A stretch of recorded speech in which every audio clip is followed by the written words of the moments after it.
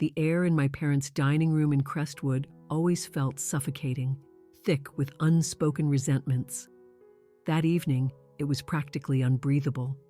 I was visiting from Seattle, performing my role as the dutiful daughter. I'd just picked up the serving bowl of garlic mashed potatoes, about to pass it to my mother, when my father set his fork down with a sharp click that cut through the silence. He leveled his gaze at me, his eyes as empty as a vacant lot. "We don't need your money, Chloe." I froze mid-motion, the heavy bowl still in my grasp. My mother, Eleanor, lifted her head from her plate, her eyes fixed on the wall just over my shoulder. "Or you," she added, her voice a quiet, devastating echo of his. My head swiveled toward my sister, Isabel. She was the reason I was even there. She was the reason for almost everything. Izzy simply leaned back, a picture of casual indifference, and crossed her arms over her chest. She gave a slight nod. "They're right." The entire room seemed to hold its breath. I carefully placed the potatoes back on the table. There were no tears, no shouts from me. I just absorbed the crushing silence. And in that precise moment, I knew that my silence was about to become my greatest strength. But before we get into all of that, do me a quick favor and hit the like button, subscribe to the channel, and let me know in the comments where you're tuning in from. I'd love to see how far this story travels. My father, Richard, was a man whose pride was his most prized and most fragile possession. My mother was a woman perpetually draped in anxiety, and I was the daughter who was supposed to manage it all. This dynamic was established long before any significant money was involved. It was built on a foundation of emotional labor. By the time I was 8, maybe 9, I'd become an expert in deciphering the tension in my father's jaw, in counting the frequency of my mother's sighs as she worked in the kitchen. I was a tiny emotional detective, constantly scanning for clues of impending family misery. Isabel, my little sister, was just Izzy. She was boisterous and radiant, a whirlwind of laughter and tears. She was given the space to be a child. I was not. I was the quiet one, the responsible one, the serious one. "Chloe is so mature for her age," my mother would boast to her friends, but it never felt like a compliment. It felt like a job title. When the big recession hit Crestwood, I was 12. For sale signs began to pop up on our street like invasive weeds. Our neighbor, Mr. Henderson, lost his job at the plant. The Thompson family, who ran the corner bakery, moved out in the dead of night. A chill settled into our old house, and it wasn't just from the Ohio winters. My parents ceased their dinner table chatter, replacing it with hushed, frantic arguments after they thought we were asleep. But our house was old, its walls thin. I'd lie awake in my bed, staring at the shadows on the ceiling, listening to their whispers.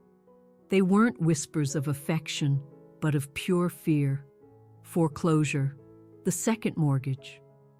"We're 3 months behind, Richard." "Eleanor, what are we going to do?" The whispers would inevitably escalate into full-blown arguments. "You and your spending. Me. What about those new tools you just had to have? Don't you dare put this on me, Eleanor." A door would slam. My father would retreat to the front porch to smoke. My mother would sob in the kitchen, and Izzy, my 10-year-old sister, would creep into my room, clutching her pillow, her eyes wide and glistening with fear. "Are we going to be homeless, Chloe?" she'd ask, her voice trembling. "Are they going to make us leave?" I would lift my comforter, and she would scramble in, smelling of bubblegum and cheap shampoo. She was so small, so terrified. I held her close, terrified myself, but I was the older sister. I was the mature one. One night, the fight was the worst it had ever been. I heard a sharp, splintering crack, followed by my mother's terrified gasp. My father had punched a hole clean through the drywall in the hallway. Izzy burst into my room, shaking uncontrollably, crying so hard she could barely speak. "They're going to break everything," she choked out. "They hate each other. They're going to leave us." I looked at her small, freckled face, contorted with a terror that was too big for it. Something inside my chest didn't just break, it solidified. It wasn't sadness. It was a cold, hard resolve. "They're not," I said, my voice eerily steady for a 12-year-old. "They are," she sobbed. "You heard them. Listen to me, Izzy." I gripped her shoulders, forcing her to meet my eyes. "They're just scared. But I'm not. Do you understand?" She sniffled, her body still trembling, but she nodded. "We are not going to lose this house," I declared, speaking the words slowly, as if carving them into the air. "I promise you, I will not let them lose this house." Izzy's eyes searched mine. She believed me. "How?" she whispered. "I'll get a job. I'll get straight A's. I'll earn scholarships. I'll fix it. I promise." That single vow became my entire identity. It was the moment my childhood ended. I was no longer a kid. I was a 12-year-old with a 30-year mortgage on my soul. I started babysitting, mowing lawns, tutoring younger kids in algebra. I became a small, efficient machine, saving every single dollar in a battered shoebox under my bed. When I was 14, the hot water heater gave out. For a week, we had nothing but cold showers.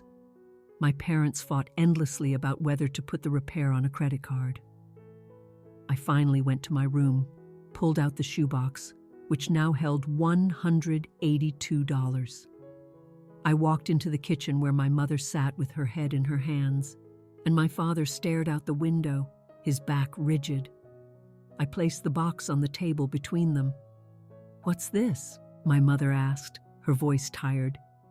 "It's for the water heater," I said.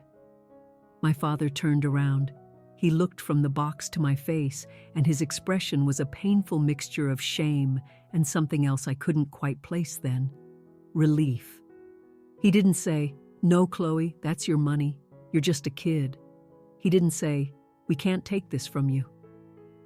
He just gave a single sharp nod and picked up the box. My mother began to weep. "Oh, Chloe," she said, "you are such a good girl. I learned a vital, brutal lesson that day. My parents would take whatever I was willing to give. My love was currency.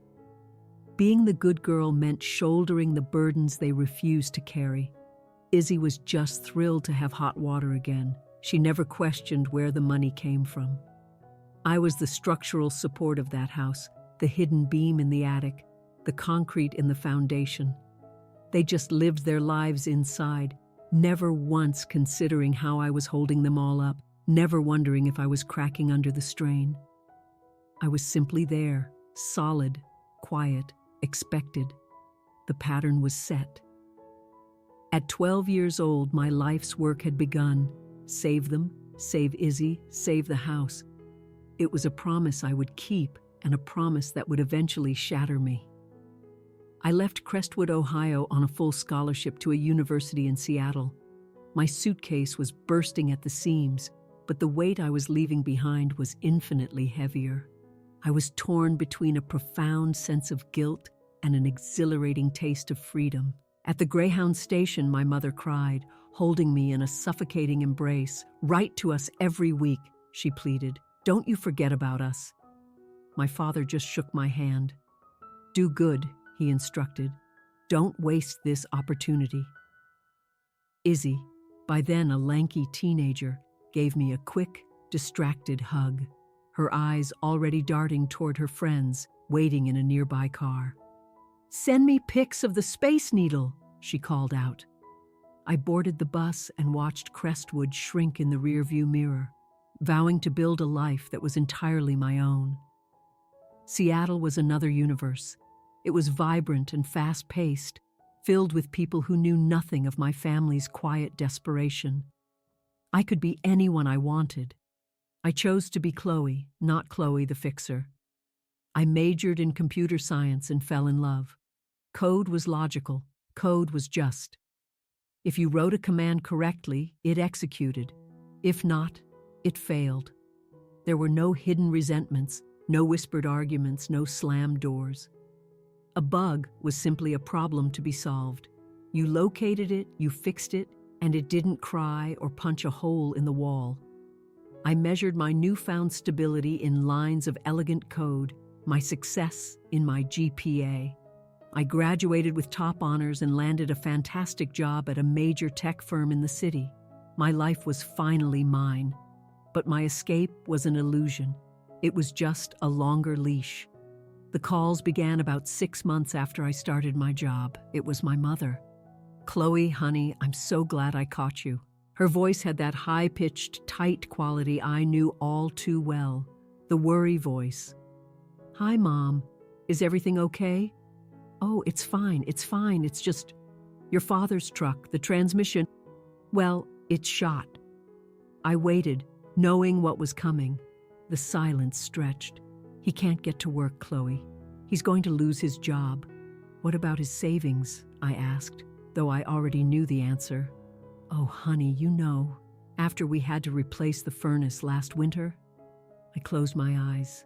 I was sitting in my beautiful minimalist apartment overlooking Puget Sound, but in a single phone call, I was transported right back to that cold, crumbling house in Crestwood.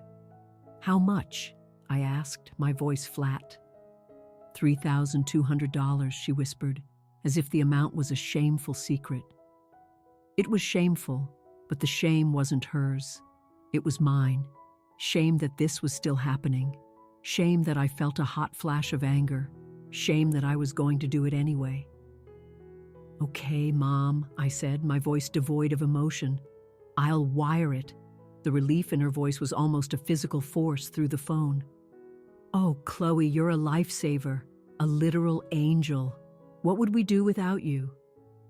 "I don't know, Mom," I replied. I hung up, opened my laptop, and transferred the funds. It was never a discussion. It was a patch.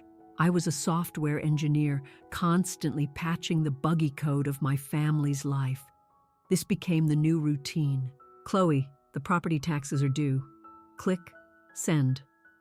"Chloe, Izzy needs braces, and the insurance barely covers anything." Click, send. "Chloe, a pipe burst under the sink." Click, send. My assistance was silent, consistent, and always expected, and it was never truly acknowledged. I'd get a curt text from my mother. "Got it." That was all. From my father, nothing. The money just vanished from my account and seeped into the ever-widening cracks of the house I had sworn to save. I was still saving it. I lived a strange, bifurcated existence. In Seattle, I was Chloe Sterling, a successful, independent senior developer. To my family, I was just Chloe, the ATM. My best friend Maya saw it all. I tried to keep it hidden, but she knew me too well. We were at a wine bar overlooking the water, and I was being unusually quiet. "Okay, spill." "What's wrong?" she asked. "Nothing." "Chloe, you're a terrible liar. It's your family, isn't it?" I just nodded, staring into my glass. "What is it this time? New car? Leaky roof?" "The septic system," I said. "And Izzy needs a new laptop for college. The one I bought her last year is too slow, apparently." Maya set her wine glass down with a definitive thud. "Chloe, no. You can't. You're saving for a down payment on your own place. It's just, they need it, Maya. Izzy has to do her schoolwork. Izzy is 22. She can get a part-time job. Your parents are grown adults. They can take out a loan. They have terrible credit," I mumbled. "From the recession." "Chloe, the recession was 15 years ago." She was right. I knew she was right. "You're not their daughter," Maya said, her voice softening. "You're their emergency fund." I didn't know what to say. "Do they even know what you do here, Chloe?" She pressed gently. "Do they have any idea what you've accomplished? Do they ever ask about your projects, about your life, about you?" I thought about my last conversation with Mom. She'd asked if it was raining in Seattle, then immediately pivoted to the failing septic system. No, I admitted quietly. They don't. So they don't see you, Maya concluded. They just see a bank account, and you just let them. A surge of anger flared in my chest, but it wasn't really directed at her. It was at the undeniable truth of her words. It's not like that, I lied. They love me. I know they love you, Chloe, she said, but they are using you. And there's a big difference. I paid for our drinks and went home. I sat on my balcony, watching the city lights glitter across the water. I was paying to keep so many lights on, the ones in my apartment, the ones in my parents' house, the ones in Izzy's dorm room. I was so profoundly tired of being the responsible one, tired of being the fixer. I looked at my laptop, where Izzy's email with a link to the newest MacBook Pro was waiting. I closed my eyes and heard the echo of my own 12-year-old voice. I won't let them lose the house. I was keeping that promise, but I was losing myself in the process. I opened my eyes, opened my banking app, and sent the money. Isabel was a dreamer, and I was the underwriter for her dreams. When we were little, she wanted to be a movie star, then a singer, then an artist. I was always the one buying her the supplies, the sketchbooks, the professional-grade colored pencils. She attended a local college for 2 years, majoring in marketing before dropping out. It's just so dull, Chloe, she'd complained over the phone. I wasn't made for textbooks. I was made to create. I was in the middle of a massive project launch, working 18-hour days. I rubbed my temples. What does that even mean, Izzy? I have the most brilliant idea, she said, her voice taking on a sparkling quality I knew all too well. It was the voice she used when she was about to ask for something big. I'm going to open my own boutique. My stomach plummeted. A boutique? Right here in Crestwood, she continued, not pausing for my reaction. There's nothing like it. It'll be a curated lifestyle experience. Clothes, jewelry, artisanal gifts. A whole aesthetic. I'm going to call it the Gilded Finch. Izzy, that's a huge amount of work. And money. A lot of money. I know, she breathed. That's why I'm calling you. You're the smart one. The one with the money. And there it was. I can't just buy you a store, Isabel. I'm not asking you to buy it, God, Chloe. I'm asking you to invest in me, in your sister. She was good. She was very, very good. It's not like it's a handout, she added, her tone sharpening slightly. I'll pay you back, with interest, as soon as the business takes off. How much? I asked. The same question I always asked. The figure she quoted made me physically sit down. It was enough for a down payment on a condo in Seattle. Izzy, I can't. It's just too much. Please, Chloe, she whispered. The sparkle gone, replaced by the little sister voice that always reminded me of her hiding in my bed during our parents' fights. This is my one real chance. I'm not smart like you. I can't write code. This is all I have. Don't you want me to be happy? The echo of my childhood promise rang in my ears. Let me think about it, I said, my voice weak. I hung up and immediately called Maya. Absolutely not, Maya said before I'd even finished explaining. Do not do it. It's a financial black hole. She has no business plan, no experience. You will never see a dime of that money again. She's my sister. She's a bad investment. I knew Maya was right. I knew it on a cellular level. So I tried to be smart about it. I drafted a formal loan agreement, complete with payment schedules and interest rates. I was a software engineer. I needed structure. I emailed it to Isabel. She called me laughing. Chloe, this is so typically you. A contract? For your own sister? It's for both our sakes, Izzy. It's just good business. Okay, whatever. I signed it. Now can you send the money? The most perfect retail space just opened up on Main Street. I sent the first wire transfer for the lease deposit. Then came the second for inventory. The third for marketing. Then came the demand for an SUV. Izzy, why do you need a $50,000 SUV? I asked over FaceTime. It's for the brand, Chloe, she said, as if I were an idiot. I have to project success to be successful. I need to be able to haul big boxes of stock. I can't be seen driving Mom's beat-up old sedan. I'm not paying for an SUV. Fine, just add it to the loan. But I need the car now. I found the perfect one. It's pearl white. I was too exhausted to fight. My project at work was reaching its critical phase. Fine, Izzy, but this is the last major expense. You have to make this business work. I will, Chloe. I promise you won't regret this. I put the SUV in my name. I told myself it was a form of collateral, a smart business decision. I was lying to myself. I just wanted to feel like I had some semblance of control. For the first 6 months, Izzy was overflowing with gratitude. She'd call with exciting updates and send pictures of the store. Look, our first dollar framed. I felt a flicker of pride. Maybe this could actually work. But then the thank yous dwindled. The calls became shorter. The texts became simple, direct requests. Hey, can you cover payroll this month? Sales were a little slow. The utility bill was way higher than I expected. I'd call her to ask about the loan payments we'd agreed upon. Izzy, what about the loan? Chloe, oh my God, do you have any idea how hard it is to run a business? She'd snap. I'm barely sleeping.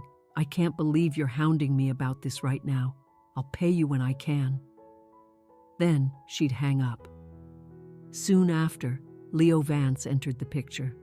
He was a slick local guy who sold commercial insurance, handsome and smooth-talking.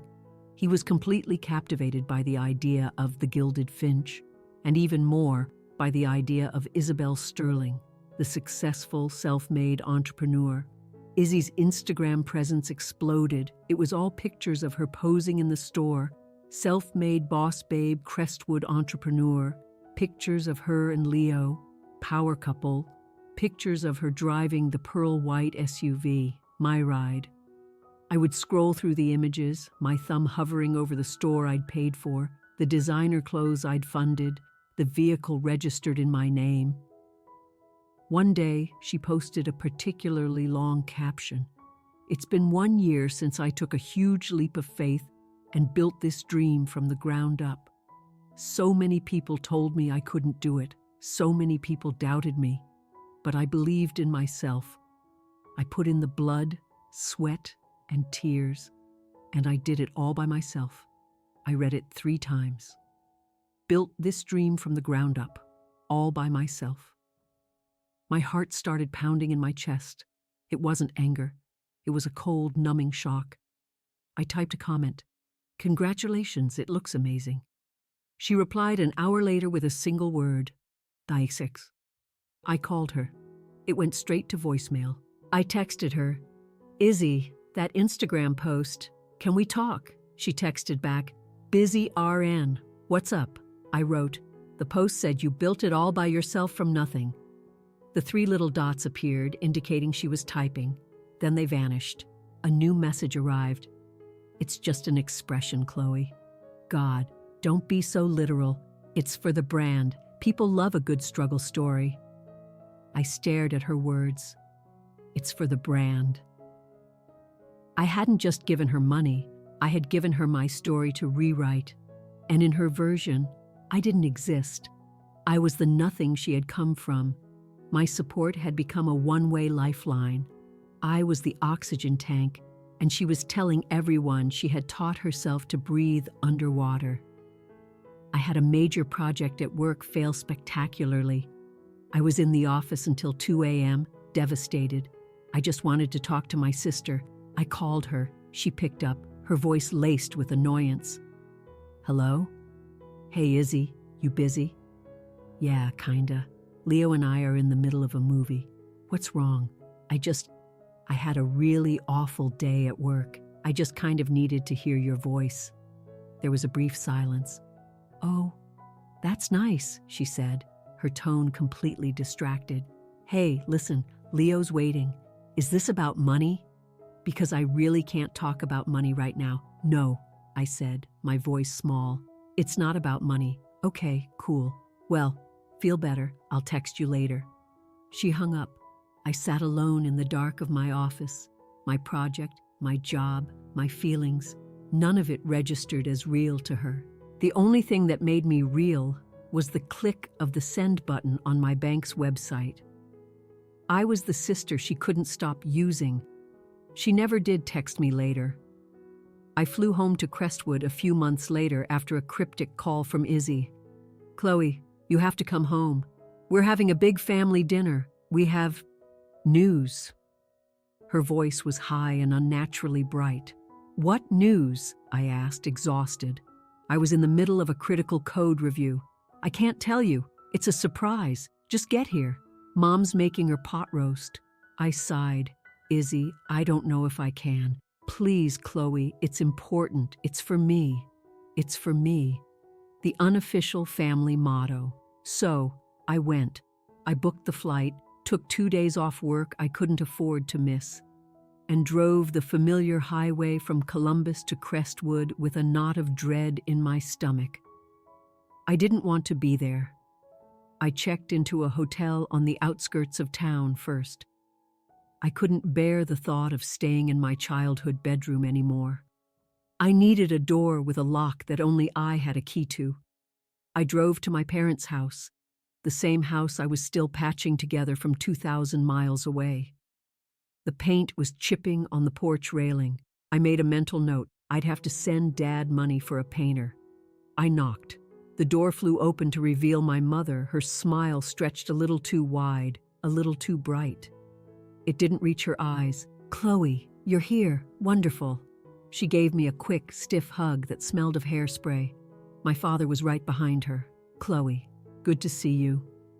He nodded, a man of few words, unless those words were about a bill he couldn't pay. The entire house felt like a stage set. It was unnaturally clean. There were new throw pillows on the couch, pillows I had almost certainly paid for. "Where's Izzy?" I asked. "Oh, she's on her way. She and Leo, they're just so excited." We made stilted small talk in the living room. My parents asked questions that weren't really questions. "Is Seattle still so expensive?" my mother asked. "Yes." "Your job still good?" My father grunted. Yes, they didn't really care about the answers. They were just killing time until the real guests of honor arrived. When the doorbell rang, my mother chirped, "They're here!" Isabel didn't just walk in. She made an entrance. She wore a dress I knew for a fact cost over $800 because I'd seen the invoice from her own store. She was radiant. Leo was right behind her, his hand possessively on the small of her back, guiding her in. He was wearing a blazer in Crestwood. "Chloe!" Izzy squealed, rushing over to give me a theatrical hug. "I'm so glad you could make it. Hi, Izzy, you look great." "I know, right? This new line is flying off the racks." We moved to the dining room, where the table was set with the good china, the set I had paid to replace after Mom dropped a stack of the old plates. The dinner was a performance. My parents were the captivated audience. Izzy and Leo were the stars, and I was the lone critic in the back row. Izzy held court, and then Leo said, "You have to think bigger, babe."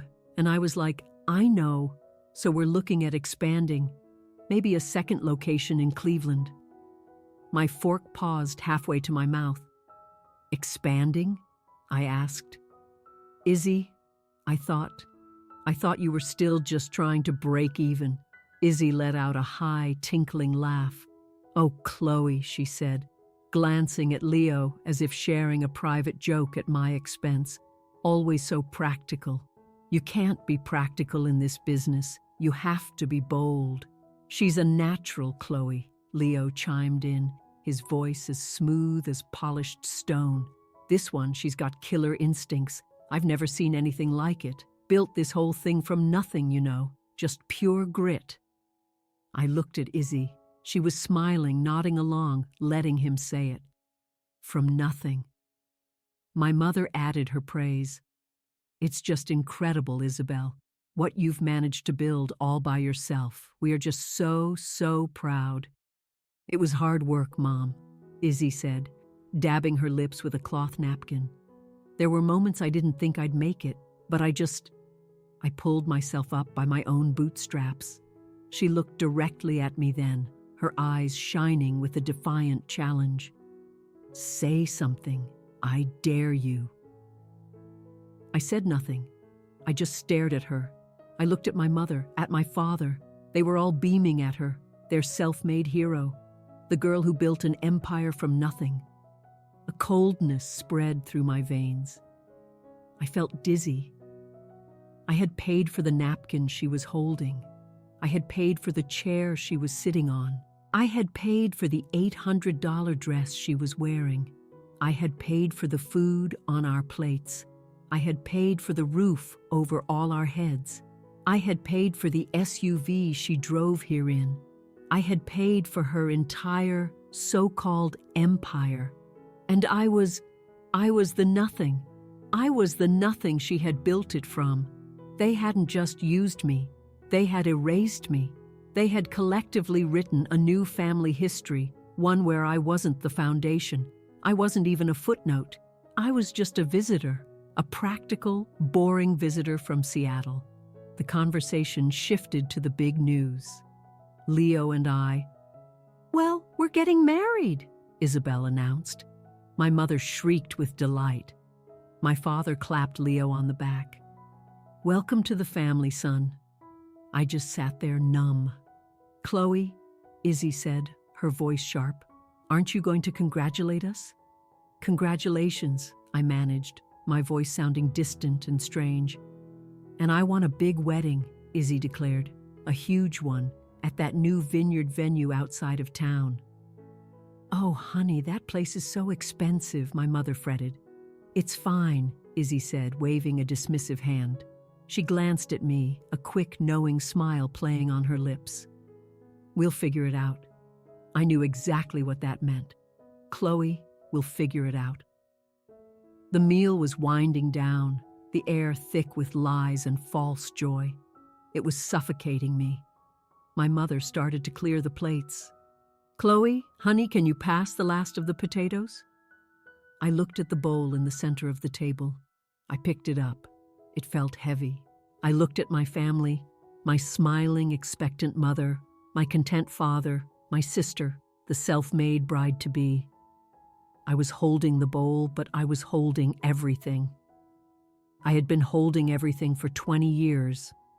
I felt the immense weight of it all, the weight of the mortgage, the medical bills, the tuition, the boutique, the SUV, the weight of their entire happy, fraudulent existence. I was in the middle of passing the potatoes to my mother, and that's when my father put his fork down.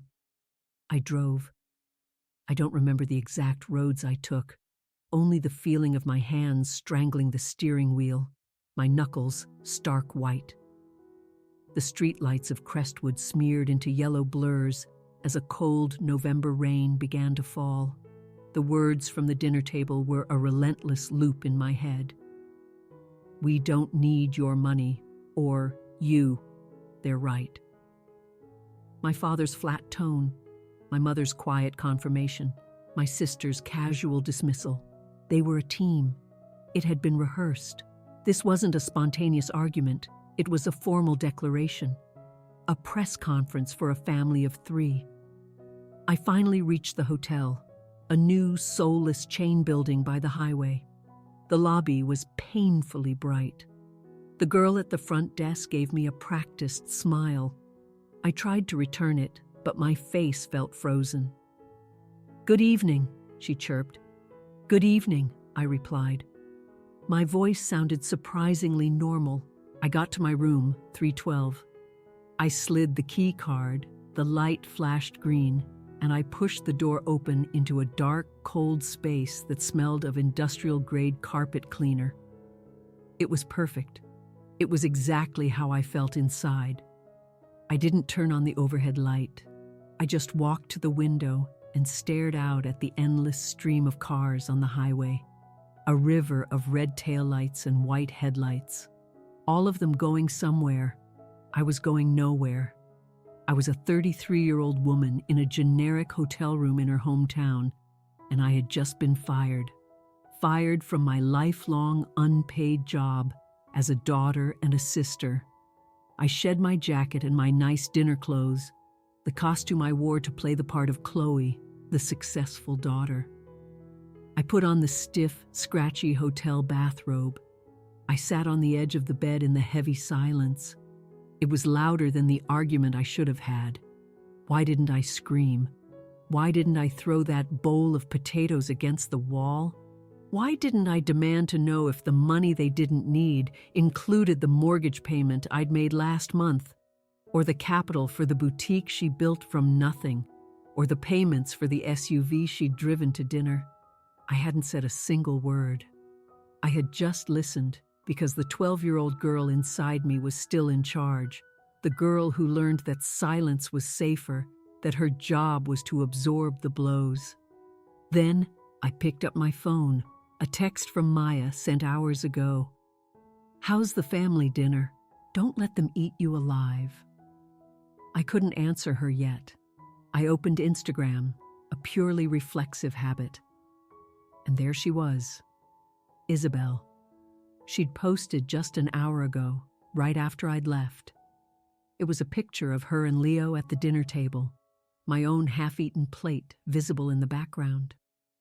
They were kissing as he held up her hand, showing off a large, glittering diamond ring. The caption was the final nail in the coffin. I said, "Yes," to the man who has always seen the real me, who has stood by my side as I built my empire from nothing but dreams and hard work. "I love you, Leo Vance. We did this, all by ourselves. Here's to our future." Engaged, self-made power couple. The Gilded Finch. I read the words over and over. Built my empire from nothing, all by ourselves. She wrote it again. Tonight, after that dinner. It wasn't a mistake. It wasn't for the brand. It was what they truly believed. I looked down at my own hands, the hands that wrote the code, that signed the loan documents, that transferred the money. These hands were the nothing she came from. I scrolled down through the comments that were already pouring in. My vision blurred as tears I didn't know I was holding back began to fall, hot drops on my cold skin.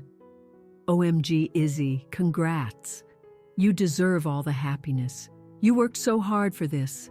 This is amazing. So proud of what you built.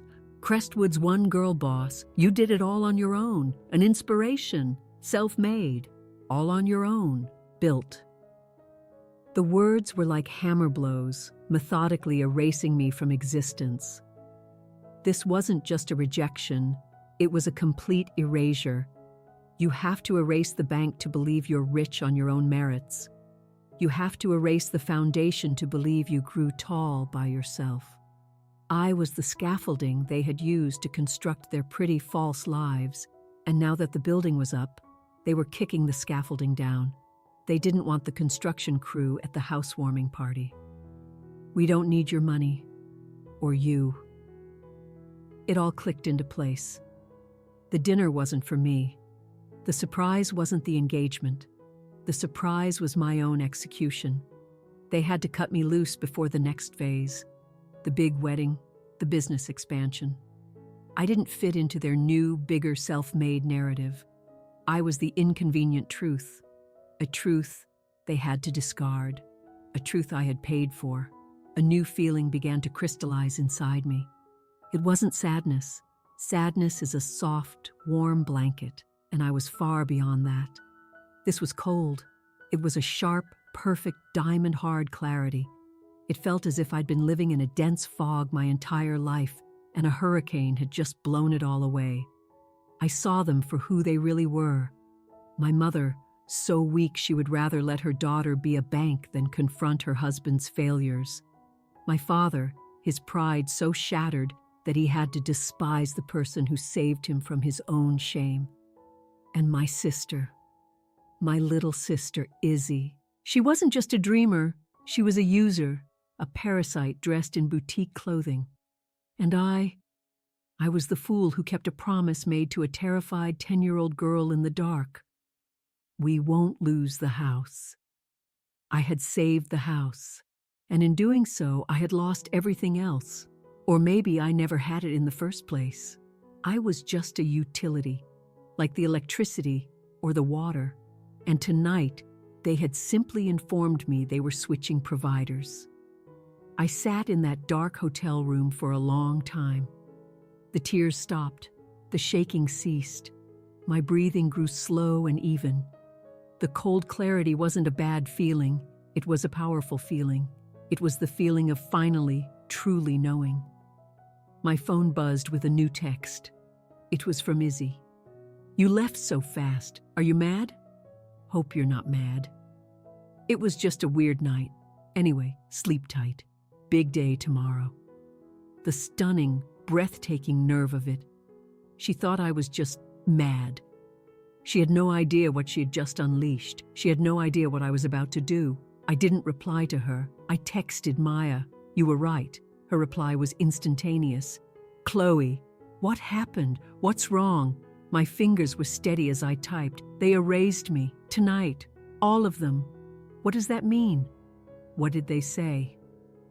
I typed out the words. My dad said, "We don't need your money." My mom said, "Or you." And Izzy agreed. The 3 dots from Maya appeared. "Chloe. Oh my God. What are you going to do?" I looked at her question on the screen. "What are you going to do?" I glanced at my laptop sitting on the desk. My tool, my weapon. I knew exactly what I was going to do. I didn't text Maya back. I stood up and walked to the desk. I wasn't a victim anymore. I was a software engineer, and I was about to debug the biggest system failure of my life. I didn't sleep. I sat in the stiff chair at the hotel desk and watched the black sky bleed into a bruised purple, then a watery gray. I didn't feel tired. I felt operational. I felt like a machine that had been given a single, clean command: execute. I made coffee in the sad little hotel room machine. It was terrible, but I drank it black. The cold resolve from the night before hadn't faded. It had settled into my bones. I opened my laptop. The screen illuminated my face in the dim light, the hum of the fan a familiar comfort. This was my world. Logic, rules, cause and effect. If then, if a client informs their private bank that its services are no longer required, then the bank must close the accounts. This wasn't revenge. It was a logical conclusion. It was a system cleanup. I navigated to the meticulously organized folder on my drive labeled Family Support. I renamed it Family Closed. Step 1, the SUV. This was the easiest. The pearl white SUV that Izzy flaunted as my ride, the one titled in my name, for which I was paying $724 a month. I Googled the number for the auto finance company and dialed. A cheerful voice answered. "Good morning, Allied Auto Finance. This is Brenda." "Hello, Brenda," I said, my voice perfectly calm.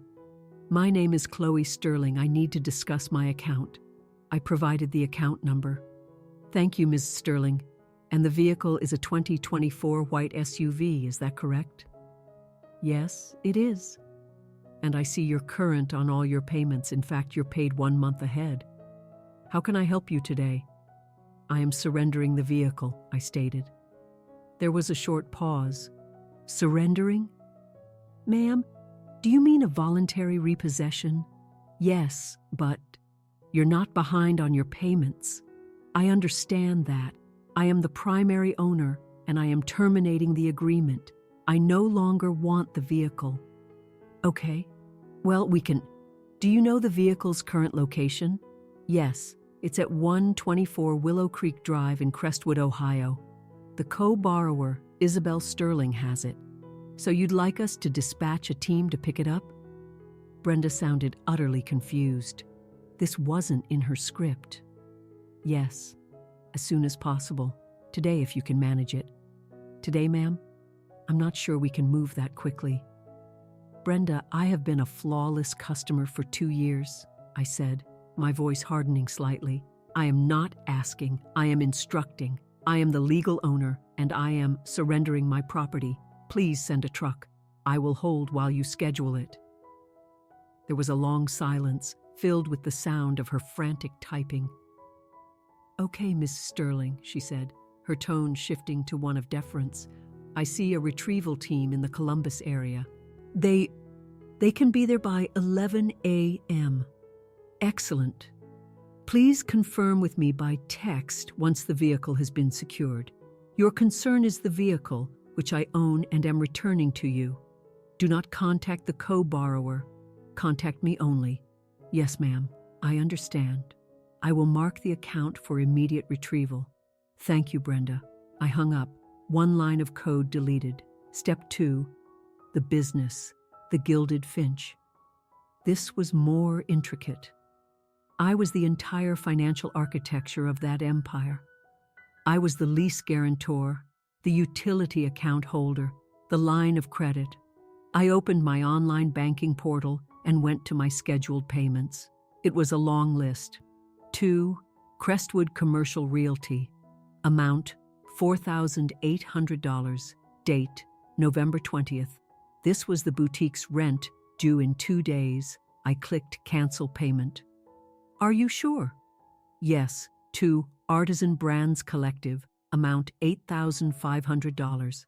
Date, November 22nd. For her new spring collection. Cancel payment. Yes. 2. Crestwood Utility Services. Amount, approximately $900. Date, November 24th. For the store's lights and heat. Cancel. Yes. I went down the line. The payroll service, the business insurance, the POS software subscription. Cancel, cancel, cancel. I wasn't just deleting a few lines of code. I was uninstalling the entire operating system. Step 3. The notifications. I was a good engineer. I didn't like loose ends. I opened my email and composed a new message. 2. Leasing@crestrealty.com. Subject, lease termination of guarantee. The Gilded Finch, 412 Main Street. Dear Sir or Madam, this email serves as official notice that effective immediately, I, Chloe Sterling, will no longer be acting as the financial guarantor for the lease held by the Gilded Finch, owned by Isabel Sterling. The automatic payments you have been receiving from my account will cease. All future invoices, billing notices, and correspondence regarding this lease should be directed to the primary leaseholder and store owner, Isabel Sterling, at her personal address, which I have attached for your convenience. Sincerely, Chloe Sterling. I hit send. I copied that email template and sent variations to the inventory supplier, the utility company, and the insurance provider. Click, send, click, send, click, send. It was done. Step 4. The house. I paused. The house in Crestwood, my parents' house. The promise I made when I was 12. I won't let them lose the house. I had an automatic payment scheduled for their mortgage, drawn from my account. $1,550 a month for 10 years. I had paid $186,000 toward a house that wasn't in my name. A house where my presence was no longer needed or wanted. My hand hovered over the mouse. I thought of my mother's face. Or you. I thought of my father's empty eyes. We don't need your money. He was right. I looked at the scheduled payment. To Crestwood Mortgage Corp. Amount $1,550. Date, December 1st. I didn't cancel it. Instead, I edited it. I changed the payment amount from $1,550 to $1. Let them get the insufficient payment notice. Let them call the bank and find out that $1 was all the help they had left from the daughter they didn't need. But no, that was petty. That was emotional. I told myself this was a cold, logical process. I backed out of the change and simply clicked cancel payment. Are you sure? Yes. Then I logged into their mortgage portal. I changed the contact email from chloe.sterling@email.com to eleanor.sterling@aol.com. I switched the account from paperless back to paper billing, directing all future statements to their physical address. They would get the bill in the mail, a large white envelope with a clear plastic window. A bill for the home they lived in. They would have to open it. They would have to look at the number. They would have to figure it out. Not me. I closed my laptop. The sun was up. It was 8 a.m. I stood up and stretched. I felt light. The knot of tension that had lived in my shoulders for 20 years was gone. The weight of the house, the boutique, their lives, it had vanished. People would call this revenge. It didn't feel like revenge. Revenge is hot and emotional. This was cold and logical. Revenge is messy. This was clean. I am an engineer. I had identified a catastrophic system failure, a system that was consuming 100% of my resources while providing 0% return, a system that had reclassified me as a non-essential component. So I had logically removed myself from that system. I hadn't destroyed their lives. I had simply stopped funding them. I had stopped holding up their house of cards. The collapse wasn't my action. It was the inevitable result of a flawed design. I packed my small overnight bag, walked to the front desk, and checked out. My work here is done, I told the smiling clerk. I didn't go to the airport. Not yet. I was an engineer, and I needed to see the test results. I needed to witness the system crash. I drove my rental car to a small, quiet coffee shop on the far side of town where no one would know me. I ordered a large coffee, a real one this time, and a pastry. I settled into a corner booth by the window, placed my phone face up on the table, and I waited. It took less time than I'd anticipated. The first text arrived at 11:17 a.m. It was from Izzy. "Where's my car?" I read the words and took a slow sip of my coffee. It was hot and delicious. I didn't reply. A few seconds later, my phone began to vibrate violently. "Avery, where is my car? It's gone." "A tow truck just took my car." "What did you do? Answer me. Is this some kind of sick joke? What is wrong with you?" "Leo is here. He saw the whole thing. They are taking my car. Avery, Avery, Avery." I watched the messages stack up, feeling nothing. It was just data scrolling on a screen. My phone rang. Isabel. I watched it ring until it went to voicemail. It rang again instantly. Isabel. Voicemail. The next call was from Mom. I let that one ring too. Then my phone rang again. Dad. He never called me. This was a significant event. I let it go to voicemail. I opened the app and saw 3 new messages. I played my mother's first. Chloe. "Honey, call me. What is happening? Isabel is here. She's hysterical. She said her car is just gone. Did you stop the payments? You have to fix this. Call me." I pressed delete. Next, my father's. His voice was a low growl. "Chloe, I don't know what kind of sick game you're playing, but you have made your sister and your mother a complete mess. You fix this. You fix it now. You are tearing this family apart. Do you hear me? Tearing this family apart." I let out a small, quiet laugh. "No, Dad," I whispered to the phone. "I was just the glue, and I'm not sticky anymore. Delete." I played Izzy's message. It wasn't words. It was just a long, guttural scream of pure rage. "I hate you! You did this! I hate you!" It was quite impressive, really. Delete. I sat back and enjoyed my apple turnover. I had a few hours of peace. I read the news, checked my work email. I was just a person in a coffee shop. Then, around 2 p.m., the second wave began. The calls from the landlord and the vendors had started reaching Izzy. My phone lit up again. A new barrage of texts. My landlord just called. He said you canceled the lease guarantee. He says I owe him $4,800. Chloe, my business accounts are frozen. My card was just declined. The bank is canceling my line of credit, the one you co-signed and then canceled. What did you do? What did you do? You are ruining my life. You are a monster. Leo is furious. He's on the phone with his lawyer. Mom and Dad are on their way to your hotel. You better be there. I took another sip of coffee. I'm not at the hotel. My phone buzzed with a text from Maya. Holy shit. Are you okay? I'm guessing the gossip mill is churning. I smiled for the first time in days. Still here, in a coffee shop, watching the test results roll in. Chloe, you are my hero, and also slightly terrifying, in a good way. Hold on, this is good. My friend Sarah from Cleveland knows some of Izzy's friends. The rumors are starting. My screen flashed with screenshots from a private Crestwood Facebook group. A woman named Betty had posted, "Does anyone know what's going on Main Street? Heard they towed Izzy Caldwell's car this morning, and now the bank is calling in her loans for the Gilded Finch." The comments were a thing of beauty. What? I thought she was doing so well. I just saw she got engaged to Leo Vance. Maybe he found out she's in debt? No way. I heard she was like super successful. I always wondered. It's so hard to make a store like that work. Wait, my friend just texted me.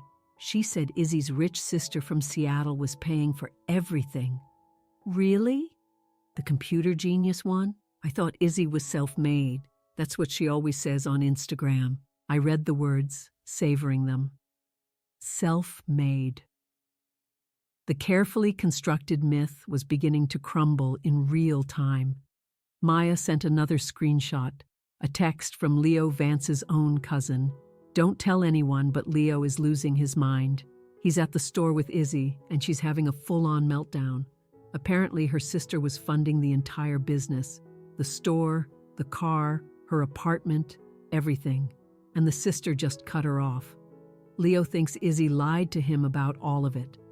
Maya added a comment. People are asking if she lied. My phone rang. It was Izzy. I let it go to voicemail. I looked out the window. The truth is a funny thing. It's so heavy when you have to carry it for everyone else, but when you finally let it go, it's so light. It just travels. A new voicemail notification popped up from Izzy. I was curious. I put the phone to my ear. This voice was different. It wasn't angry or screaming. It was a voice I hadn't heard in years. It was the voice of the 10-year-old girl in the dark. Chloe, she whispered through sobs. Chloe, please, call me. Please, I'm sorry, okay?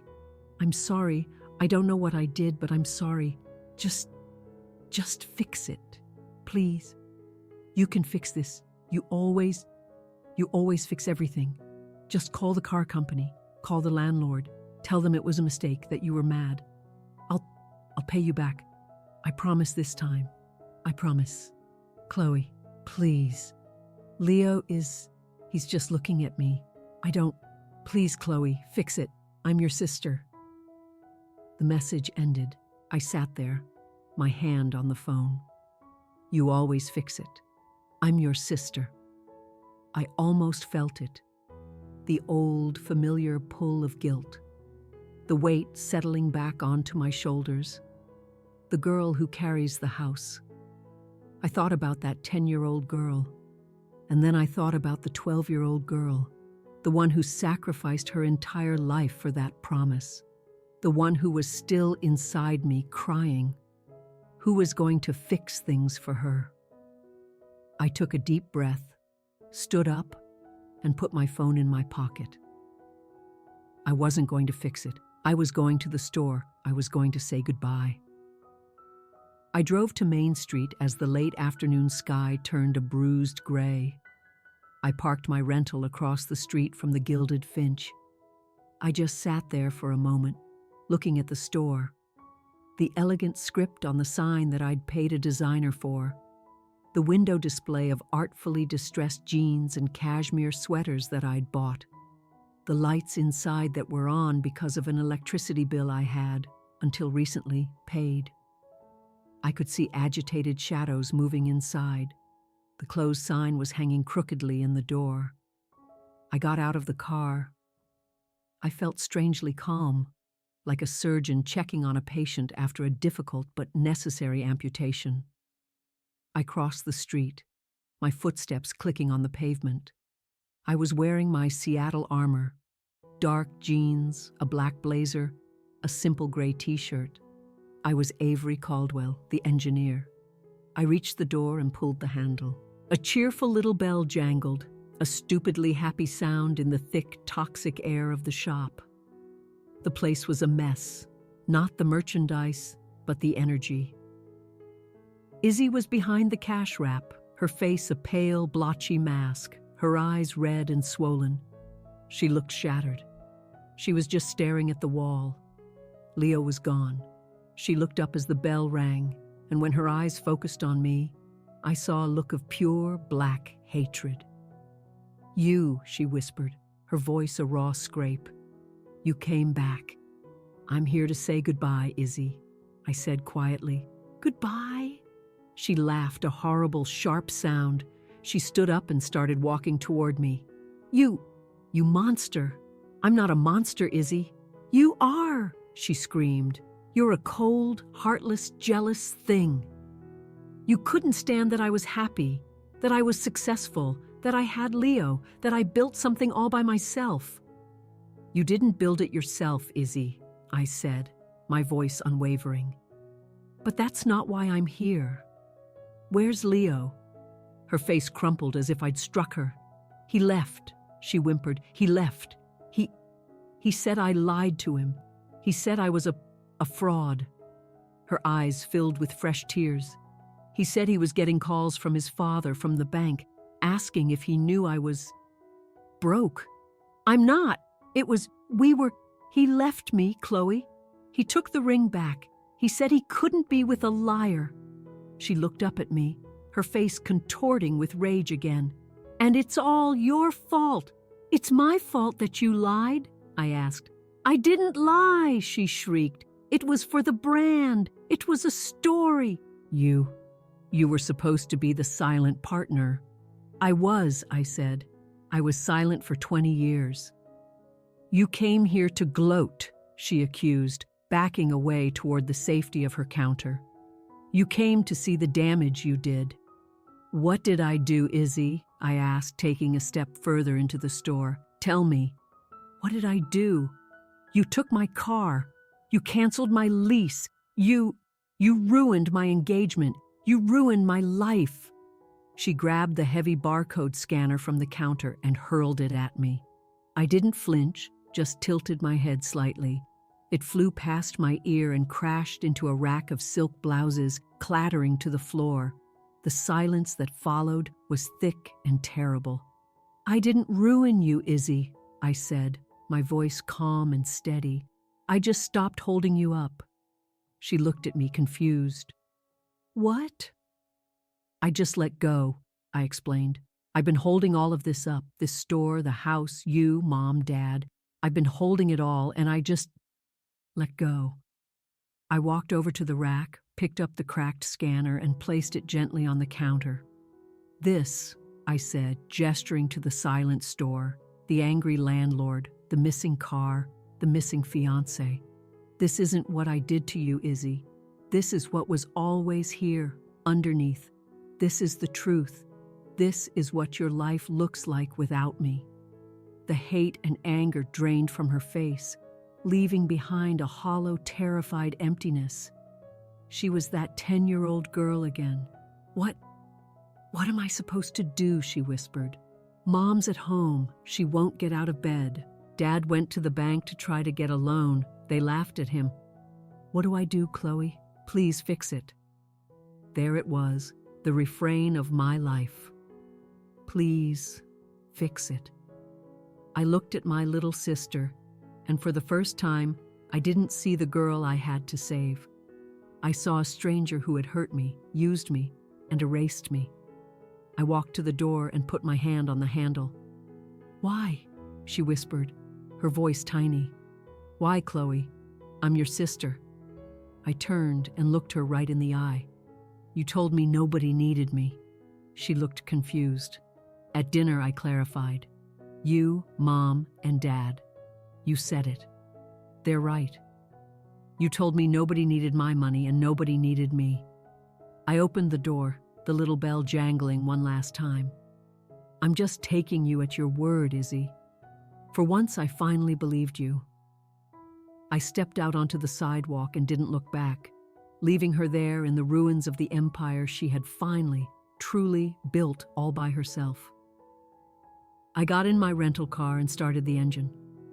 I drove straight to the highway, pointing the car west toward Columbus, toward the airport. The setting sun painted the sky in painful, beautiful shades of orange and purple. A classic Ohio sunset. I looked in my rearview mirror one last time and saw the sign for Crestwood population, 62,317, before it disappeared. The boutique, the house, the faces, they were all fading behind me. I should have felt triumphant or sad or angry. I just felt quiet. I felt complete. I didn't feel like a hero or a villain. I felt like a person who had just finished a very, very long book, a book with a terrible, repetitive plot that I had been forced to read for 20 years. And I had just closed it, put it back on the shelf, and walked away. I drove in silence, listening only to the steady hum of the tires on the asphalt. I got to the airport, returned the car, and walked through security on autopilot. My mind was blissfully, peacefully quiet. I sat at my gate, my flight to Seattle an hour away. I took out my phone and turned it on. It was a digital hurricane. 50 missed calls from Mom, 22 from Dad, 78 from Isabel. Hundreds of texts, a wall of blue and gray bubbles. "You have killed your mother. She won't get out of bed. You are no daughter of mine after everything we did for you. I will never forgive you for this, never. You are a cold, heartless bitch. Chloe, please, I'm sorry. Call me. I'll do anything. Just one more chance. You will regret this. You will die alone." I read them one by one, scrolling dispassionately. They were just words, the last dying echoes from a world I no longer inhabited. They had no power over me. The plug had been pulled. I looked at the names: Mom, Dad, Isabel. I opened Mom's contact. I scrolled to the bottom. I pressed block contact. "Are you sure?" "Yes." I opened Dad's. "Block." "Yes." I opened Isabel's. "I'm your sister." "Block." "Yes." My phone was silent. For the first time in my adult life, it was completely, utterly silent. No one was coming for me. I was alone, and I was free. They called my flight. I boarded the plane and took my window seat. As we took off, I watched the lights of the city get smaller and smaller until they were swallowed by the darkness. I leaned my head against the cool glass of the window and slept, a deep, dreamless, empty sleep for the entire flight. I landed in Seattle to the familiar cool fog on my face. My city, my home. I walked into my apartment and dropped my bag by the door. It was clean, quiet, and mine. Everything in it I had bought with my money, earned with my code, for my life. The very air felt lighter, or maybe I was lighter. My shoulders didn't ache. My stomach wasn't in knots. I had been carrying a family of 3 on my back for 2 decades, and I had just set them down. I made a cup of tea and walked out onto my balcony, looking at the glittering lights of the city skyline. My lights, the ones I paid for me. Maya had called it revenge. Izzy had called me a monster. My father had called me heartless. They were all wrong. It was never about them. It was about me.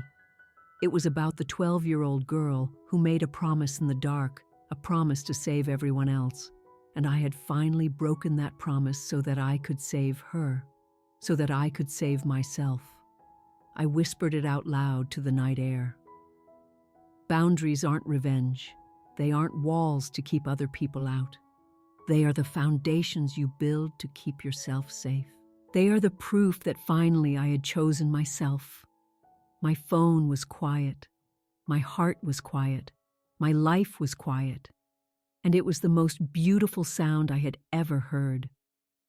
I sipped my tea, watched the lights, and I never ever looked back.